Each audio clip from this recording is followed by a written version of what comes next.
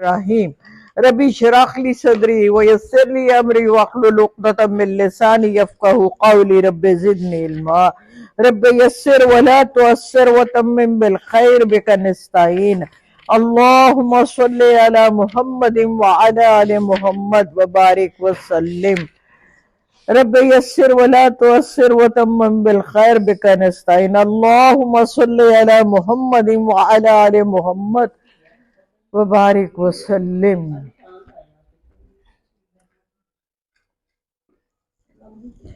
اللهم إني أسألك علما نافعا ورزقا طيبا واسعا وعملا متقبلا.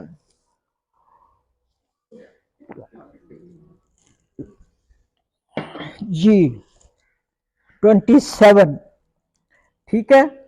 وَاتْلُو تلاوت کیجئے، بتا دیجئے، بات کیجئے علیہم ان کو نبا بنے بیٹوں کی آدم کے بالحق. نیا ٹاپک شروع ہو رہا ہے. اللہ جی پیارے نبی صلی اللہ علیہ وآلہ وسلم سے کہہ رہے ہیں میں آپ کو بتا رہا ہوں حضرت آدم کے 2 بیٹوں کا واقعہ، تو آپ سچائی کے ساتھ حق کے ساتھ یہ واقعہ اہل مکہ کو سنا دیجئے. جب قربہ قربانی پیش کی قربانن دونوں نے، فتقبلہ تو پس قبول ہو گئی من سے احدہما دونوں میں سے ایک کی، احدی ایک کی، ہما دونوں میں سے، اور ولم اور نہ یتقبل قبول ہوئی من الآخرہ دوسرے کی، بعد والے کی. یعنی حضرت آدم کے 2 بیٹے حابیل اور قابیل. قابیل کاشتکار، حابیل اس کا کام کرتا ہے بھیڑ بکریاں چرانے کا. اس نے بھیڑ بکریاں اللہ کی راہ میں پیش کی. قابیل نے اناج کا ڈھیر لگایا، اور اس زمانے میں روایات یہ تھی کہ اللہ کی طرف سے ایک آگ کا بگولا آتا تھا، اور جس قربانی پر وہ آ کے اس کو جلا دیتا تھا اللہ جی کی طرف سے وہ قربانی قبول سمجھی جاتی تھی.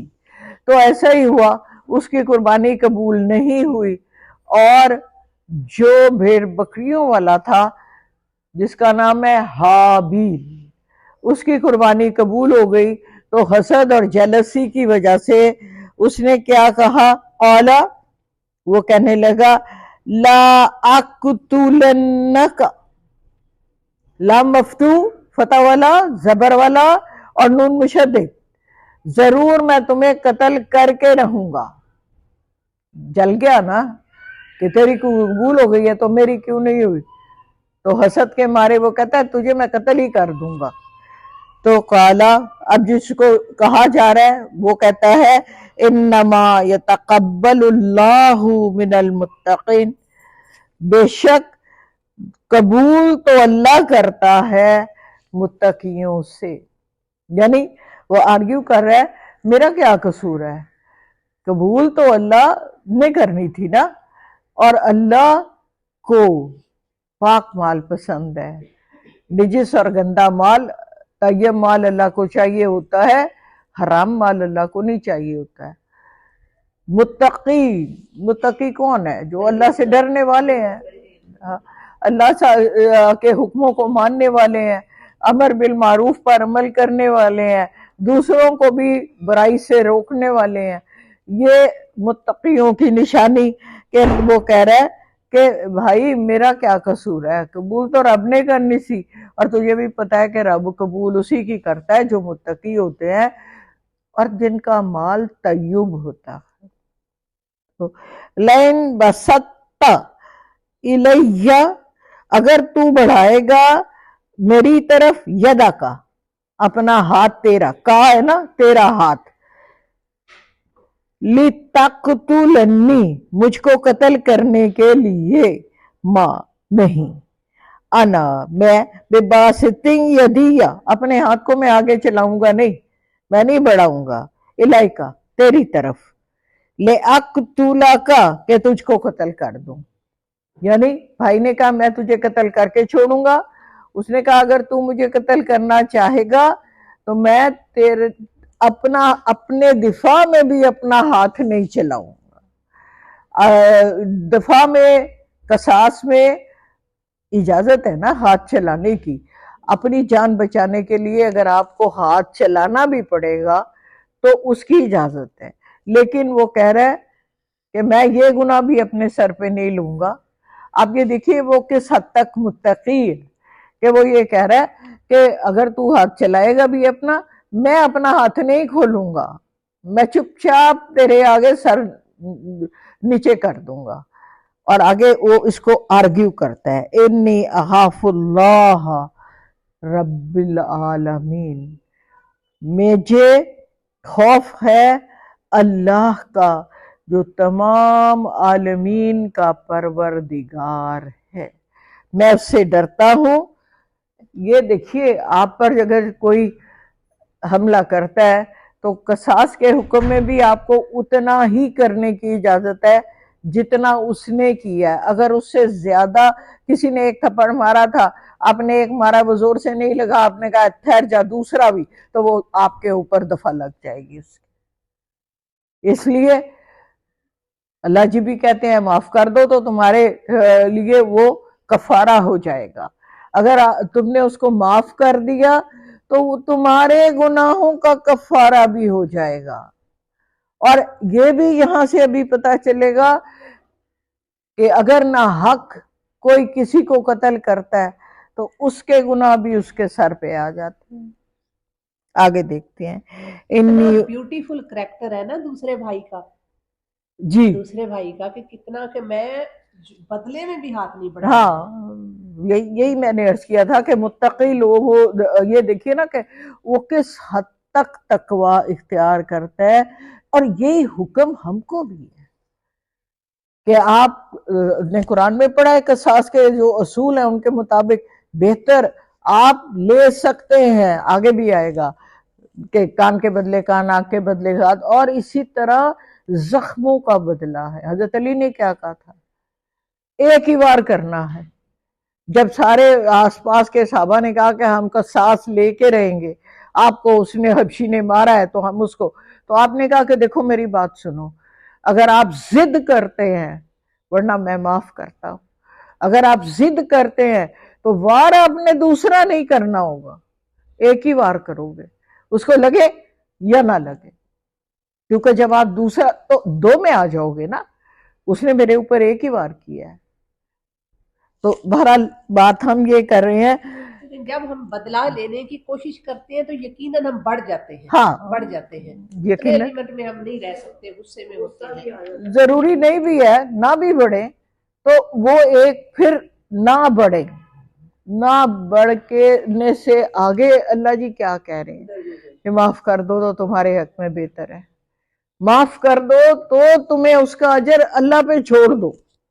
آپ دیکھیے عام معاملات میں جب لڑائی فساد جھگڑا ہوتا ہے تو یہی کہا جاتا ہے اللہ تے چھڑ دیو، تو یہ بات ہمیں قرآن نے سکھائی ہے، اللہ کے نبی نے سکھائی ہے کہ اگر آپ طاقت رکھتے ہوئے آپ لے سکتے ہیں بدلہ اور پھر آپ وہ اللہ پہ چھوڑ دیتے ہیں تو یہ بہت بڑی خوبی کی بات ہے کہ آپ نے یہ صبر کیا اور اللہ کے لیے کیا۔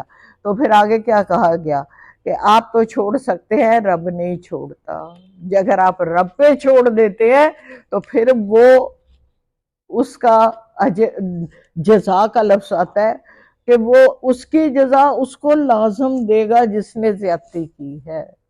تو جزا جو ہے اردو میں تو ہم سزا کے لیے استعمال نہیں کرتے، عربی میں سزا کے لیے بھی جزا ہی کا لفظ آتا ہے۔ آگے کہا فَتَقُونَ مِنْ أَصْحَابِ النَّارِ، پھر اس نے کہا کہ تم ہو جاؤ گے پھر جہنم والے، آگ والے، ذَلِكَ جَزَاءُ الظَّالِمِينَ، یہی ہے جزا ظالموں کی، ظالموں کا بدلہ۔ 30 نمبر آیت پہ آ جائیے، فَطَوَّعَتْ لَهُ نَفْسُهُ، آمادہ کر دیا اس کو اس کے نفس سے نے قتل کرنے پر ہی اس کے بھائی کو، یعنی اس کشمکش سے کہ اور آپس کی گفتگو اور مکالمے کے بعد اس کے نفس نے اس کو راضی کر لیا کہ چل تو قتل کر، اور اس نے قتل کر دیا۔ فقتلہ، اس نے اس کو قتل کر دیا، فاصبح، اور ہو گیا من الخاسرین، تباہ ہو جانے والوں میں، خسارہ پانے والوں میں، نقصان اٹھانے والوں میں۔ فبعث اللہ غرابا یبعث فی الارض، تو اب وہ پریشان تھا قتل کرنے کے بعد، تو فبعث اللہ، اللہ نے بھیج دیا، اٹھا دیا، غرابا، ایک کوا، یبعث فی الارض، وہ کھریدنے لگا زمین کو۔ اب وہ پریشان تھا کہ بھائی کی لاش کو کیا کروں، یہ کائنات میں پہلا قتل ہے، اور انسان کو نہیں پتا کہ انسان کی لاش کو کیسے چھپانا ہے۔ تو پھر اللہ جی نے ایک کوا بھیجا اور اس نے زمین کو کھریدا، تو اس کو پتا چل گیا کہ اس میں لاش کو دبانا ہے۔ دیکھیے باقی جتنے طریقے ہیں لاش کو تلف کرنے کے، وہ بعد کی جدید ہے، یہ پہلا قتل ہے، اور یہیں پہ اللہ جی نے بتا دیا ہے کہ آپ نے زمین کو کھود کے لاش کو اس میں دفنانا۔ وہ جو دریاؤں میں بہا دیتے ہیں، جلا دیتے ہیں ہندو، یا یہ ایسی چیزیں ہمیں رب نے کوئی نہیں بتائی، نہ ہمیں قرآن بتاتا ہے، یہ انسانی ذہن کی پیداوار ہے۔ آگے دیکھتے ہیں، لِیُرِیَہُ، تاکہ دکھا دے اس کو، کیفا، کیسے، یواری، چھپانا ہے، سواتا، لاش کو، آہی، اس کے بھائی کی، تاکہ وہ اس کو بتا دے کہ اس کے بھائی کی لاش کو کیسے چھپانا ہے۔ کالا، اب وہ کہہ رہا ہے وہی قاتل، دوسرا تو ہے ہی نہیں نا، یا ویلتا، ہائے میری بربادی، میری شامت، افسوس، آجزتو، میں اتنا عاجز تھا، ان اکون، نہ ہو سکا، مثل ھذا الغرابی، اسے کوے کے مانند بھی میں، مجھے عقل نہ آئی، یعنی کوے نے مجھے زمین کھود کے یہ بتا دیا کہ ایسے لاش کو دفنانا ہے، تو میرے میں اتنی عقل بھی نہیں، میں اتنا مجبور ہو گیا، میں اتنا عاجز آ گیا، یا میری عقل نے مجھے اس حد تک گرا دیا کہ مجھے یہ بھی سمجھ نہیں آئی کہ فاواریا، کہ چھپاؤں، سواتا، لاش کو، آہی، کیوں کر، بھائی کی لاش کو میں کیوں کر چھپا دوں۔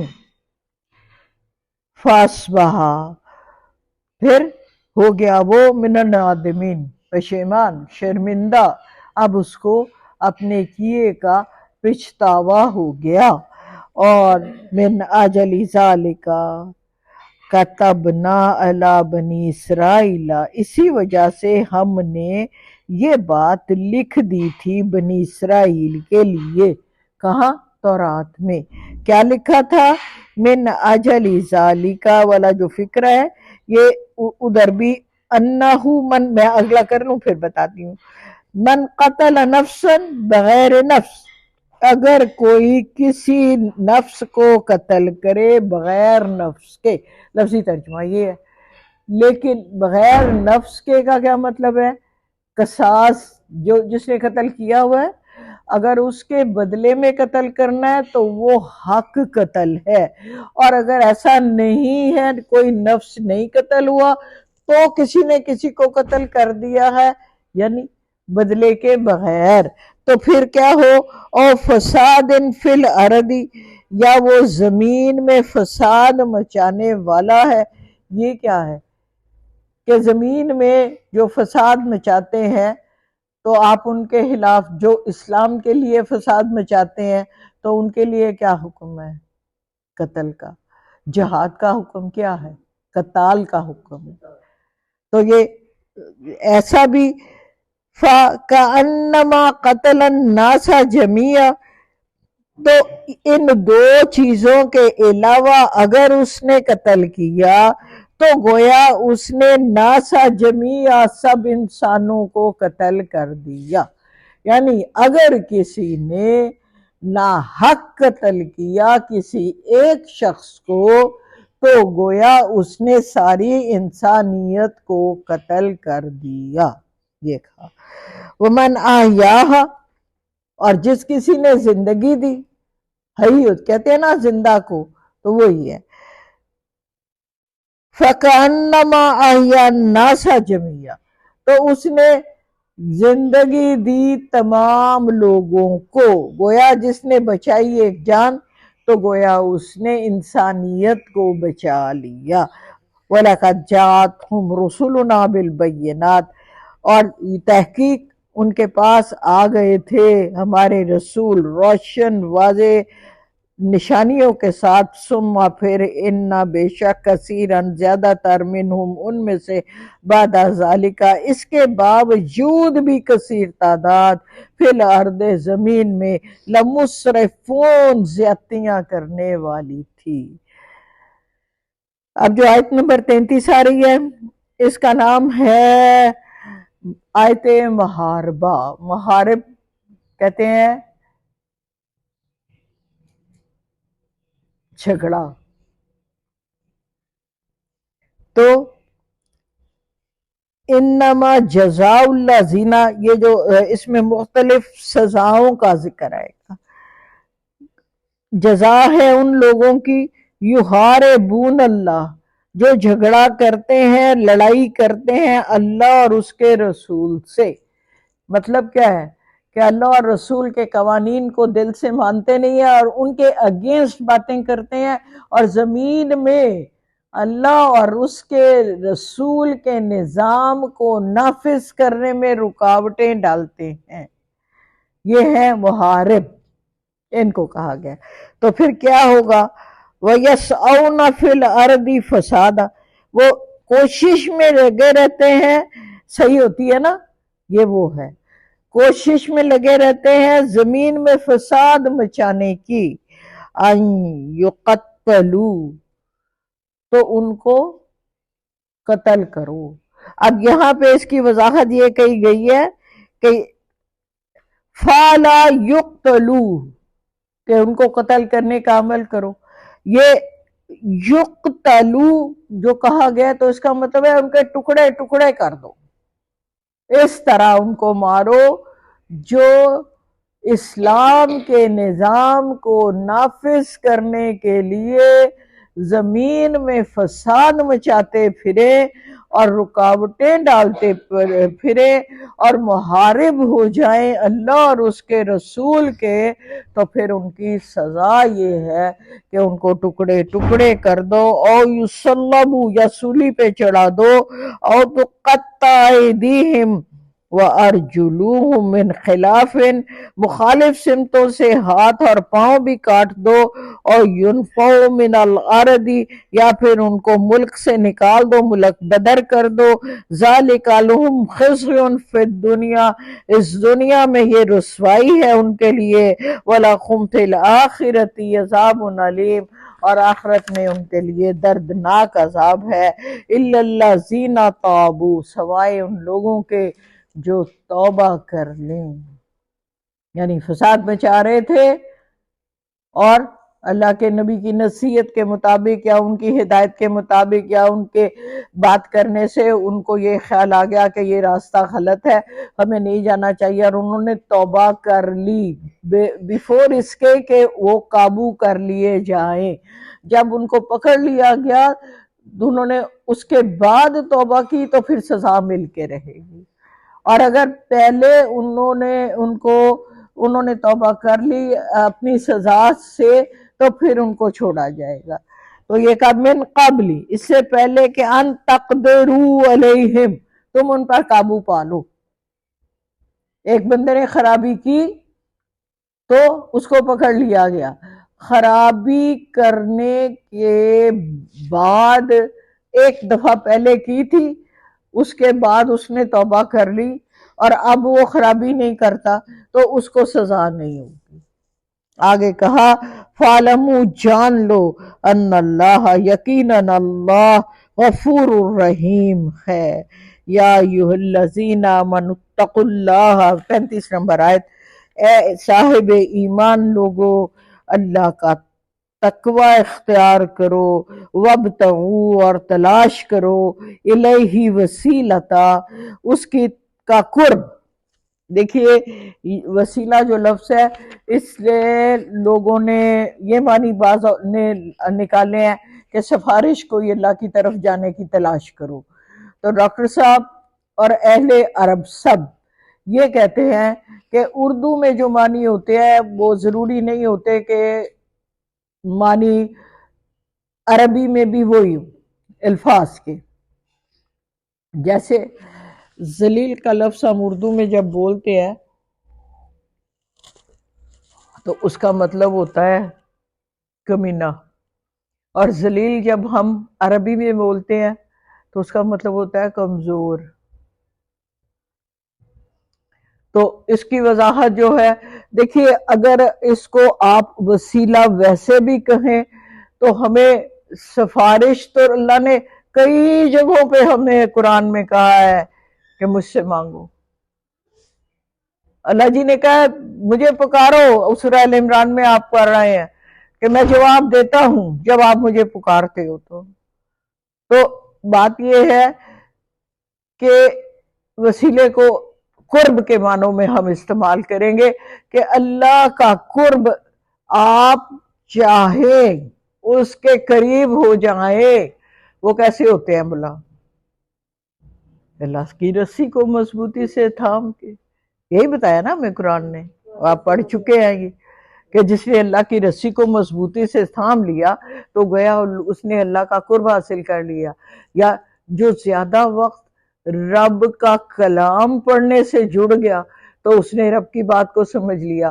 جو زیادہ وقت رب سے بات کرنے میں جڑ گیا تو وہ نماز ہو گئی. تو ہمیں کیا پتا چلا کہ اللہ کی باتیں کرنا، اللہ کی باتیں سننا، اللہ سے باتیں کرنا، یہ سب قرب الہی ہے. جی اب جب قرب الہی چاہیے تو پھر کیا ہونا ہے؟ وجاہدو، جہاد کرو، فی سبیل اللہ، کوشش کرو، مجاہدہ کرو اللہ کی راہ میں، لعلکم تفلحون، تاکہ تم فلاح پا جاؤ. یعنی رکوع کرو، سجود کرو، اللہ سے باتیں کرو، قرآن سے جڑو. یہ ہے مجاہدہ. مجاہدہ کوشش کے معنوں میں آتا ہے. اس کا مطلب یہی ہوتا ہے کہ جان مال، اپنی علم، اپنی تمام تر صلاحیتوں سے اللہ کی راہ میں کوشش میں لگ جاؤ. کہ اور آخری حد اس کی یہ ہے کہ اللہ کے نظام کو نافذ کرنے کی کوشش میں لگ جاؤ. یعنی شریعت محمدی صلی اللہ علیہ وآلہ وسلم کا نفاذ کرنے کی کوشش میں لگ جاؤ. اب جو صاحب اقتدار ہوتے ہیں وہ تو ان کے لیے تو یہ بہت ضروری ہے کہ اپنی وہ سارے اقتدار کو، اپنی طاقت کو، اپنی کوشش کو نظام مصطفی کے لیے وقف کریں، جو کہ پورے عالم میں آج کہیں بھی وہ نظام موجود نہیں ہے جس کا حکم ہمیں اللہ پاک عطا کر رہا ہے. آگے کہا ان الذین کفروا، وہ لوگ یقیناً جنہوں نے انکار کیا، کفر کیا، لو ان لہم ما فی الارض جميعا، جی ناممکنات والی بات آ گئی.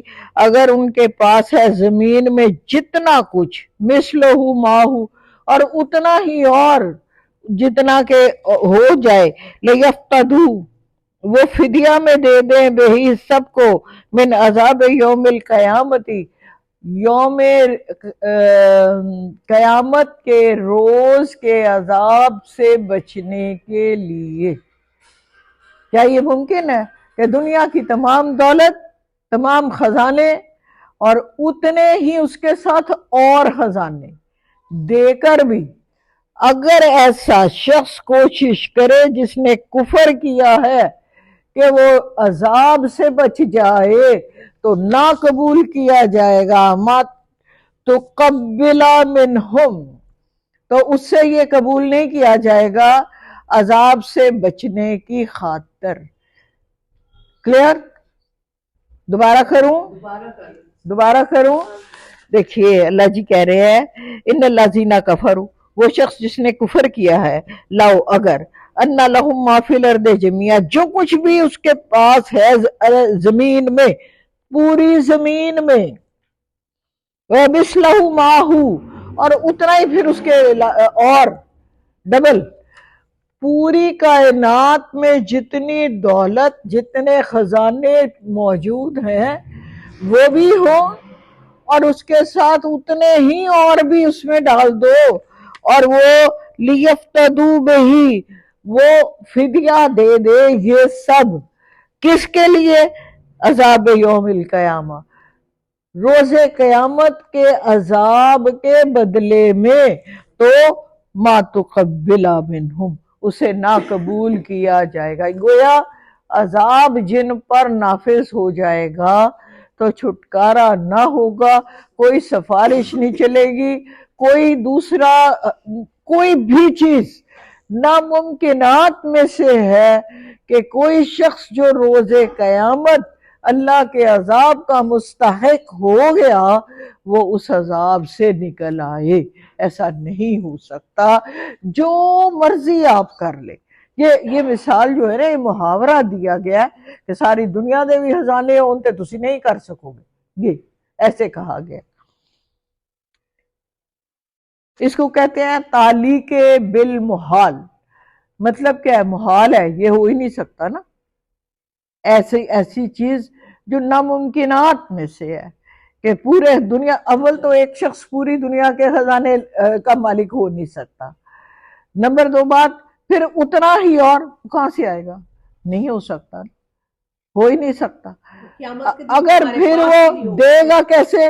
وہاں تو اس کے حالیات ہیں، اللہ کے پاس تو یہ دنیا کے خزانے ہمارے بس میں تو نہیں ہے۔ اللہ جی کہتے ہیں آخری وارث حمود ہے، استعمال کرو یا چھوڑ کے چلے جاؤ، وارث تو میں خود ہوں۔ تو پھر وہ کیسے؟ ممکنات میں سے نہیں ہے۔ ایون دین بھی اگر وہ یہ سب کچھ دے کے بھی یہ چاہے کہ میری عذاب سے خلاصی ہو جائے، جان چھوٹ جائے، تو نہیں چھٹے گی۔ کس کے بارے میں کیا ہے؟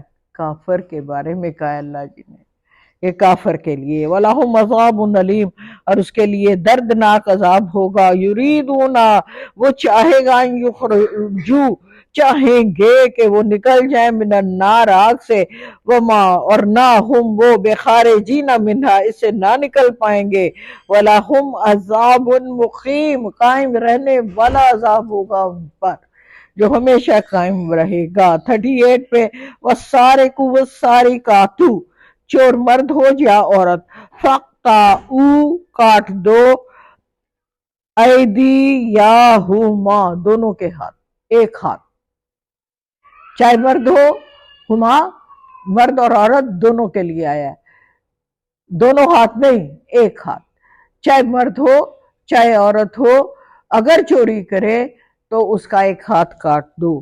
جزاء بما کسبا، جزا ہے یہ جو کچھ اس نے کمایا اس کے، دیکھیں یہاں جزا سزا کے معنوں میں آ گیا کہ جزا ہے، نکالا من اللہ، عبرت ناک سزا ہے یہ اللہ کی طرف سے۔ اچھا جی، اس سلسلے میں ڈاکٹر صاحب وضاحت یہ کرتے ہیں کہ کوئی پرویز نامی مفسر ہے جس نے کہا ہے، اس کی تفسیر بیان کی ہے اور اس حوالے سے الٹ پلٹ بات کی ہے، میں اس کو حذف کر رہی ہوں کیونکہ اس کا فائدہ کوئی نہیں ہے، جتنی بات ہمیں سمجھنی چاہیے اس کی بات، تو میں فتنے والی بات کو بیچ میں سے نکال رہی ہوں۔ تو ہم آ جاتے ہیں واللہ عزیز الحکیم، یعنی اللہ بہت زبردست حکمت والا ہے۔ ابھی یہ جو بات اللہ جی نے یہاں پہ کہی ہے نا، نکالا من اللہ، کہ اللہ کی طرف سے یہ عبرتناک سزا ہے۔ اس کی مختصر بات میں یہ بتاؤں گی، ہماری سزائیں بہت سخت ہیں، ساری دنیا کہتی ہے۔ کیوں سخت ہے؟ عبرت والی ہوں، تاکہ باقی لوگ وہ کام نہ کریں ان کو دیکھ کے۔ پہلی بات تو یہ کہ نظام پورا اسلامی ہوگا تو حد لاگو ہوگی، جب اسلامی نظام نہیں ہے تو حد لاگو نہیں ہوگی۔ اب پاکستان میں تو اسلامی نظام بالکل بھی نہیں ہے، تو اس میں تو حد، یعنی بیسک چیزیں، آپ کی بیسک نیڈز، وہ سٹیٹ کی ذمہ داری ہوتی ہے آپ کو دینا، روٹی کپڑا مکان۔ جب پیٹ میں بھوک ہے تو ایسے میں کوئی اگر چرا کے روٹی کھاتا ہے تو اس پہ حد لاگو نہیں ہوتی۔ اگر آپ اپنا بچپن یاد کریں تو کتابوں میں ہم نے پڑھا تھا حضرت عمر رات کو گلیوں میں گشت کرتے تھے اور دیکھتے تھے کہ کون بھوکا تو نہیں کوئی سویا۔ وہ ایک بڑھیا کی کہانی جو اپنے بچوں کو سلا رہی تھی، ساری آپ نے پڑھی ہوگی۔ تو مقصد کیا ہے کہ اسٹیٹ کی ذمہ داری ہے کہ کوئی اس کے، جو ہمارا بادشاہ، جو ہمارا حکمران، جو ہمارے ادارے ہیں، ان کی یہ ذمہ داری ہے کہ وہ یہ دھیان رکھیں کہیں کوئی بھوکا تو نہیں سویا۔ ایسے آپ کے لیے ایک مثال کی بات کرنے لگی ہوں، وہ بھی ذہن میں رکھیے۔ آپ کے آس پاس کے علاقوں میں آپ کے جو دوست احباب، رشتہ دار، ایون کہ کوئی، اب میں وہ کیسے کہوں، ورکرز، لیٹ می سے لائک دس، ان میں اگر کوئی ایسا ہے جو بھوکا ہے رات کو، تو وہ ہماری بھی ذمہ داری بنتی ہے کہ اس کو اس وقت کھانا دیا جائے جب وہ بھوکا ہے۔ اور آپ کو یہ بھی پتا ہے کہ بہترین صدقہ ہے بھوکے کو کھانا کھلا دینا۔ تو بہرحال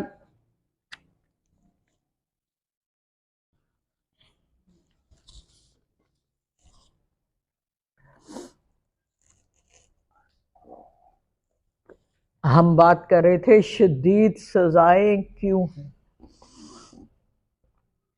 جب تک حد لاگو نہیں ہوتی اس وقت تک، حد کی شرائط پوری نہیں ہوتی، سزا نہیں دی جاتی۔ لیکن جب سزا ہو جاتی ہے تو پھر اس کا فائدہ ہونا چاہیے، اس میں اتنی عبرتناک سزا ہونی چاہیے کہ دوسرے لوگ اس طرح کا کوئی سٹیپ نہ لے سکیں۔ دوسرے لوگ، ابھی آپ خود سوچیں، کیا سعودی عرب میں روز ہاتھ کاٹے جاتے ہیں؟ پچھلے 20 سال سے کوئی ہاتھ نہیں کٹا، کیونکہ کوئی نہ کوئی ریزن ایسی آ جاتی ہے جس سے حد لاگو نہیں ہوتی۔ تو جب حد لاگو ہوگی تو پھر تو ہاتھ کٹے گا،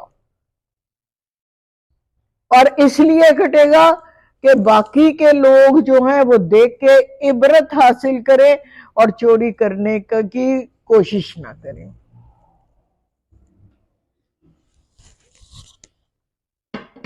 جی آگے کہا اللہ جی نے، اللہ زبردست حکمت والا، یعنی اللہ کی حکمتیں ان سزاؤں میں پوشیدہ۔ فمن تاب، اور جس کسی نے توبہ کر لی، من بعد ظلم ہی، اس ظلم کرنے کے بعد، فاصلح، فإن اللہ یتوب علیہ، تو اللہ ضرور توبہ، اپنی اصلاح بھی کر لی، واصلح، جس کسی نے توبہ کی ایک ظلم کرنے کے بعد، یعنی زیادتی کی، چوری کی، اس کے بعد توبہ کر لی، اور توبہ جب کر لیتے ہیں تو اللہ ضرور توبہ قبول کرتا ہے، تو وہ بندہ ایسے معصوم ہو جاتا ہے جیسے اس نے کبھی وہ گناہ کیا ہی نہیں تھا۔ ہمارے یہاں یہ روایات ہیں نہیں، ہمارے یہاں روایات یہ ہیں کہ ایک دفعہ جس پہ جو لیبل لگ جاتا ہے ساری عمر کے لیے وہ لیبل لگا ہی رہتا ہے، وہ اترتا ہی نہیں ہے، چور ہے، چور ہے، چور ہے، یہی ہوتا ہے۔ یا کوئی اور بھی، کوئی بھی گناہ گار، کوئی بھی کیسا بھی گناہ کیا ہو کسی نے۔ ان اللہ غفور الرحیم، اللہ علم تعلم، کیا تم نہیں جانتے، ان اللہ، بے شک اللہ، لہو، اسی کے لیے ہے، ملک، بادشاہت، السماوات، یا آسمانوں کی، والارض، اور زمین کی، یعذب من یشاء ویغفر لمن یشاء، وہ جس کو چاہے بخش دے اور جس کو چاہے عذاب دے، واللہ علی کل شیء قدیر، وہ ہر چیز کی قدرت رکھنے والا ہے، ہر کام کرنے کا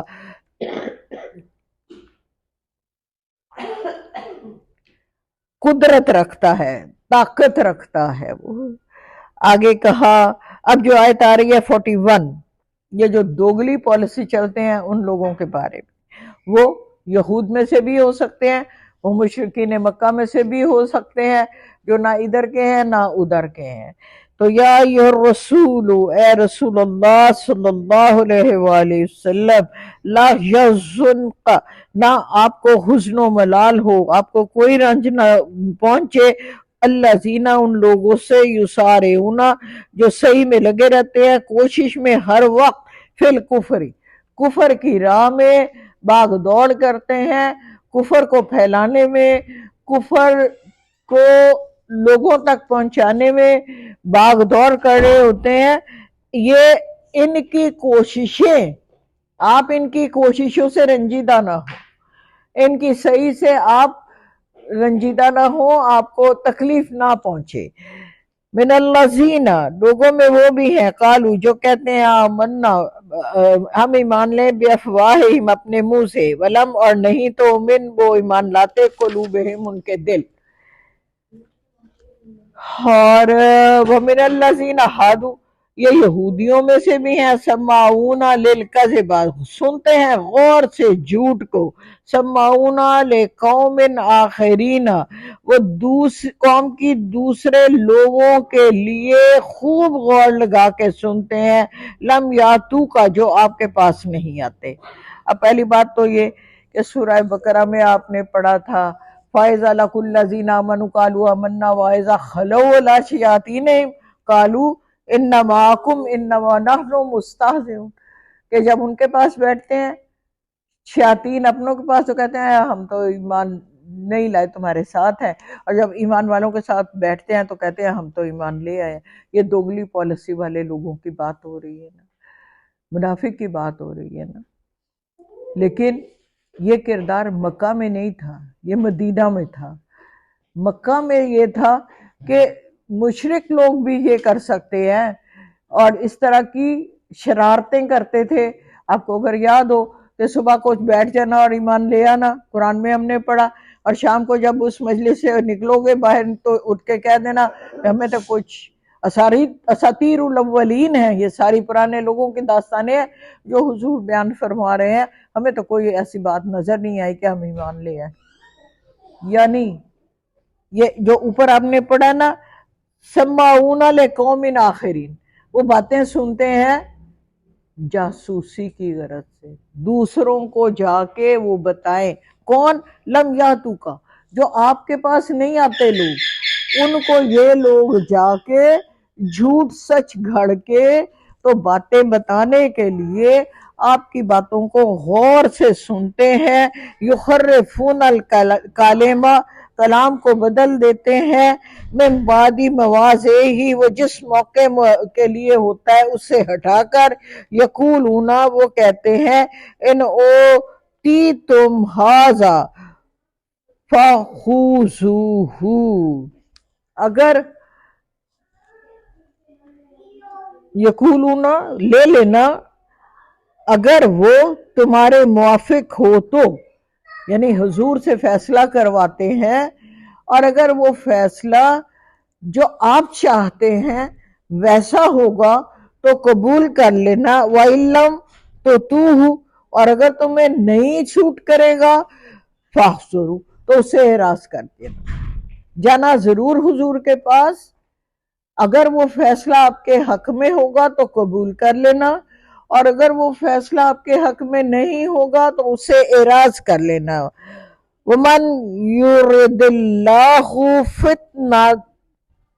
فِتْنَتَهُ فَلَنْ تَمْلِكَ لَهُ مِنَ اللَّهِ شَيْئًا، اب ومن، اور جو کوئی، یرید اللہ، اللہ جس کے لیے چاہتا ہے، فتنتہ، کہ وہ فتنہ میں ہی رہے، فلن، ہرگز نہیں، تملکا، تمہیں کوئی اختیار، لہو، اس کے لیے، من شیء، کچھ بھی، اللہ کے مقابلے میں، یعنی ایسا شخص جو یہ فیصلہ ہی کر چکا ہے کہ اس نے غلط راہ پر ہی رہنا ہے، تو اس کو گمراہ کرنے کا اللہ کا فیصلہ ہو چکا، وہ اللہ اسی راستے میں آپ کو وسعت دے گا جو راستہ آپ نے اور میں نے اپنے لیے چنا ہے۔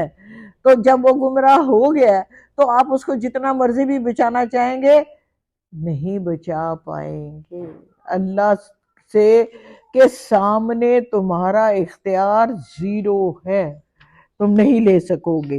اولئک الذین لم یرید اللہ، یہی وہ لوگ ہیں نہیں چاہتا اللہ ان یہ کہ یتخرا پاک کرے قلوبہم ان کے دلوں کو، لہم فی الدنیا خزی اس دنیا میں ان کے لیے رسوائی ہے، وَلَهُمْ فِي الْآخِرَةِ عَذَابٌ عَظِيمٌ اور آخرت میں ان کے لیے عذاب عظیم ہے۔ 42 آیت سماعون للکذب، خوب سنتے ہیں کان لگا کے جھوٹ کو، اکلون للسخط کھانے کے لیے حرام کھانا کھاتے ہیں، فَإِنْ جَاءُوكَ پھر اگر آپ کے پاس آئیں، فَحْكُمْ بَيْنَهُمْ تو آپ کو اختیار ہے فیصلہ کریں ان کے درمیان، او عرض عنہم یا ان سے اعراض کر لیں، قبول کریں کیس کو یا کیس کو لوٹائی دیں کہ میں نے اس کیس کو لیتا۔ یہ اختیار اللہ کے حبیب صلی اللہ علیہ وآلہ وسلم کو دیا جاتا ہے۔ وَإِن تُعْرِضُوا عَنْهُمْ اور اگر آپ ان سے اعراض کریں گے، فَلَنْ يَضُرُّوكَ شَيْئًا پھر وہی آپ کو کوئی نقصان نہ پہنچا پائیں گے۔ وَإِنْ حَكَمْتَ فَحْكُمْ دیکھیے کیا اللہ کے انصاف کے صدقے جاؤں، کہتا ہے لیکن فیصلہ کرو گے نا تو انصاف سے ہی کرنا۔ بات کس کی ہو رہی ہے؟ اور اللہ پاک کہہ رہے ہیں وَإِنْ حَكَمْتَ پھر اگر آپ حکم دیں گے فَحْكُمْ تو وہ فیصلہ کیجئے گا بینہم ان کے درمیان بالقسط انصاف۔ سبحان اللہ سبحان اللہ، ان اللہ یحب المقسطین اور کہہ دیا اللہ انصاف کرنے والوں کو پیارا رکھتا ہے۔ وَكَيْفَ یحکمونک اے نبی صلی اللہ علیہ وآلہ وسلم کیسے یہ آپ سے فیصلہ مانگتے ہیں، یعنی ان کو تورات تو دی ہوئی ہے نا، پھر وہ آپ کے پاس اگر آتے ہیں فیصلہ مانگنے تو شرارت سے ہی آتے ہیں۔ تو جب وہ آپ کو اپنا نبی نہیں مانتے تو آپ کے پاس اپنے فیصلے لے کے کیوں آتے ہیں؟ ان کے پاس تورات دی ہے نا تو وہ تورات سے فیصلے کروائیں، کیونکہ تورات میں بھی اللہ نے یہ تو نہیں کہا کہ فیصلہ جو ہے وہ عدل کا نہ کرنا، منصف فیصلہ نہ کرنا۔ اللہ کی نے ساری اپنی کتابوں میں یہی کہا ہے کہ واللہ یحب المقسطین۔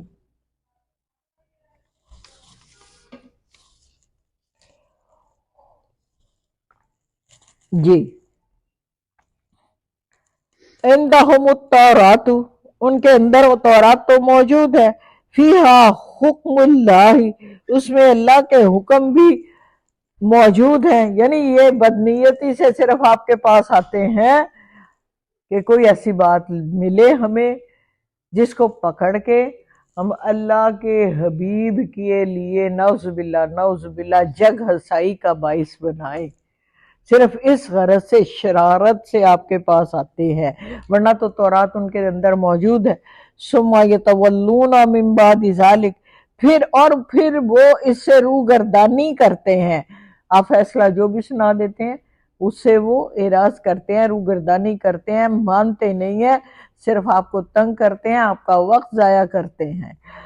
وَمَا أُولَئِكَ بِالْمُؤْمِنِينَ در حقیقت یہ لوگ مومن ہیں ہی نہیں، شرارتی لوگ ہیں، مومن نہیں ہیں۔ وَاتْلُو عَلَيْهِمْ قصہ بیان کیجئے آدم کے دو بیٹوں کا، جب دونوں نے قربانی پیش کی، ایک کی قربانی قبول ہوگی اور دوسرے کی نہیں، اور ایک نے کہا میں تمہیں ضرور قتل کر کے رہوں گا، دوسرے نے جو متقی تھا اس نے کہا قربانی تو اللہ قبول کرتا ہے متقی لوگوں کی، اور اس نے اگر آپ میرے اوپر اپنا ہاتھ چلائیں گے تو میں اس کے جواب میں اپنا ہاتھ نہیں چلاؤں گا، مجھے اللہ کا خوف ہے، اور میں چاہتا ہوں کہ انی اریدو میں چاہتا ہوں ان تبو باسمی و اسم کا تم اپنا گناہ تو لوگے ہی، میرے گناہ بھی تمہارے سر آ جائیں گے اور تم اصحاب نار بن جاؤ گے، یہی جزا ہے ظالمین کی۔ اور آخر اس کے نفس نے اس کو بھائی کے قتل پر آمادہ کر لیا، اور اس نے وہ قتل کر کے خسارے والا بن گیا۔ پھر اللہ جی نے بھیجا ایک کوا، اور وہ زمین کو خریدنے لگا تاکہ وہ دکھا دے کہ لاش بھائی کو کیسے چھپاتے ہیں یا چھپانا ہے۔ فاسبا، اور وہ نادمین میں سے ہو گیا، نہیں یا ویلتی میں نے نہیں کیا، اس نے کہا ہائے افسوس، میں کوے کے برابر بھی نہ ہو سکا کہ جان لیتا بھائی کی لاش کو کیسے چھپانا ہے، اور پھر وہ پشیمان ہو گیا۔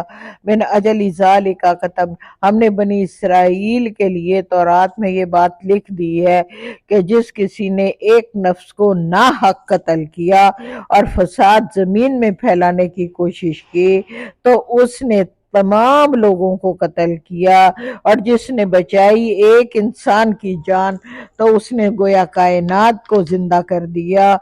اور جب ہمارا رسول آپ کے درمیان روشن واضح نشانیاں لے کر آ چکا ہے، اس کے باوجود بھی کثیر تعداد میں لوگ ایسے ہیں جو مسرفون زیادتیاں کرتے پھرتے ہیں۔ اب آ جائیے آیت محارب، اللہ اور اس کے رسول سے جو لڑائی کرتے ہیں، وہ زمین میں فساد پھیلانے کی کوشش میں مبتلا رہتے ہیں، ان کے ٹکڑے کر ڈالو یا سولی پہ چڑھا دو، یا ان کے ایک ہاتھ اور ایک پاؤں مخالف سمتوں سے کاٹ دو، یا ان کو ملک بدر کر دو۔ یہ دنیا میں ان کا یہ رسوائی ہے، اور آخرت میں ان کے لیے عظیم عذاب ہوگا۔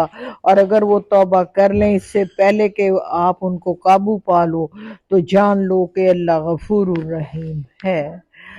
اے صاحب ایمان لوگو، اللہ کا تقوی اختیار کرو اور اس کا قرب تلاش کرو، اس کی راہ میں مجاہدہ کرو تاکہ تم فلاح پا جاؤ۔ لو انہم لو جميعا مثل، اگر کافر لوگ جتنا خزانے زمین میں موجود ہیں وہ سب، اور اسی طرح کے اتنے ہی اور خزانے لے کر عذاب روز قیامت سے بچنے کے لیے فدیہ دے دیں گے تو نہ قبول کیا جائے گا ان سے یہ سب کچھ، اور ان کے لیے دردناک عذاب ہوگا۔ وہ چاہیں گے نار سے باہر نکل پائیں لیکن نہ نکل سکیں گے، اور ان کے لیے قائم رہنے والا عذاب ہوگا۔ چور مرد ہو یا عورت ہو، کاٹ دیجئے ان کا ہاتھ، یہ سزا ہے اس کے بدلے میں جو انہوں نے کمایا، اور یہ عبرتناک سزا ہے اللہ ہی کی طرف سے، اللہ زبردست حکمت والا ہے۔ اور جو کوئی توبہ کر لے ایک بار ظلم کرنے کے بعد اور اپنی اصلاح کر لے تو اللہ ضرور توبہ قبول کرتا ہے، بے شک اللہ غفور الرحیم ہے۔ کیا تم نہیں جانتے کہ زمین و آسمان کے تمام بادشاہی اللہ ہی کی ہے، وہ جس کو چاہے عذاب دے اور جس کو چاہے بخش دے، اور اللہ ہر ایک کام کی قدرت رکھتا ہے۔ نہ نقصان پہنچا سکیں گے اے نبی اکرم صلی اللہ علیہ وآلہ وسلم وہ کافر لوگ جو کفر کی بھاگ دوڑ میں لگے رہتے ہیں۔ وہ منہ سے تو کہتے ہیں اپنے کہ ہم ایمان لے آئے، لیکن ان کے دل ایمان سے خالی ہیں، وہ یہودی بھی ہیں، اور غور سے بڑے کذب جھوٹ کو سنتے ہیں، اور ان لوگوں کے لیے سنتے ہیں اور ان تک پہنچاتے ہیں جو خود آپ تک نہیں پہنچ پاتے۔ سرداران یہود کی بات ہو رہی ہے، اور کلام کو بدل دیتے ہیں موقع محل کی نسبت سے، اور یقولون ان اوتیتم، اگر تمہیں کوئی فیصلہ مل جائے تمہاری مرضی کا تو فخذوہ لے لینا، وَإِن لَمْ تُؤْتُوهُ، اگر تمہاری مرضی کا نہیں ہوگا فاخذروا، چھوڑ دینا۔ وَمَنْ يُرِدْ اللَّهُ فِتْنَتَهُ، وہ جو فتنہ کی طرف بڑھ گئے ہیں، جیسے ہم نے پڑھا تھا نا ختم اللہ علی قلوبہم، تو یہ وہی بات ہے لا سمیم کہ اب فیصلہ اللہ نے کر لیا کہ وہ اسی میں رہیں گے، تو پھر تمہیں ان کو بچانے کے لیے اللہ کے سامنے کوئی اختیار نہیں ہے۔ لم یرید اللہ، اللہ نہیں چاہتا ایسے لوگوں کے دلوں کو پاکیزہ کرے، ان کے لیے دنیا میں رسوائی ہے اور آخرت میں عذاب عظیم ہے۔ جھوٹ بولتے ہیں، حرام کھاتے ہیں، اور جب کوئی آپ کے پاس اپنا مقدمہ لے کے آئے فَاحْكُم بَيْنَهُمْ، آپ کو اختیار دیا جاتا ہے آپ اس کا فیصلہ سنائیں یا اعراض کر لیں، لیکن اگر آپ اعراض کر بھی لیں گے تو وہ آپ کو کوئی نقصان نہ پہنچا سکیں گے، اور آپ جب ان کے درمیان فیصلہ کریں تو قسط کے ساتھ، انصاف کے ساتھ کیجئے گا، کیونکہ اللہ کو منصف ہی پسند ہے۔ اور اے نبی یہ آپ سے کیسے فیصلے مانگتے ہیں؟ ان کے درمیان تورات تو موجود ہے، اس میں بھی اللہ کے حکم موجود ہیں۔ من بعد ذالک، پھر وہ ان فیصلے آپ سے لینے کے بعد ان سے روگردانی کرتے ہیں اور وہ مومنین میں سے نہیں ہیں۔ وآخر دعوانا ان الحمد للہ رب العالمین۔ اللہ ہمیں یاد کرنے کی، پڑھنے کی، اس پر عمل کرنے کی توفیق عطا فرمائے۔